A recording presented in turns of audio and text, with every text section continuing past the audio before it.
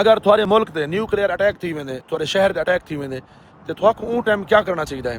तुसा अगर उन टाइम बाहरों निकलते हुए एक धुआं उठता पिया होंदा, अगर धुएं की तरफ देखसो तो थोड़े जो अखी हैं वो खत्म थी वैसे। तुसा अगर बाहर रहे वैसो उनकी जी हवा फैलती है, कैमिकल फैलते, थोड़ा जिसम गल भर वैसी। सब तो पहले तो क्या करना चाहिए, बस स्टेशन या अंडरग्राउंड कोई जमीन होवे उनके अंदर तुसा पे वजने, ठीक है। उनके बाद जिले न्यूक्लियर अटैक थी तकरीबन 20 to 25 मिनट होंगे थोड़े को तुसा पानी जो ना कोई एक जगह एक बॉक्स कई जगह पा घिरने, ठीक है ना सही, वो भी तुसा नाल घिन वजने। अद्धे घंटे के बाद अगर नल का पानी कोई भी पानी इस्तेमाल करे सो वो जानलेवा थी वैसी।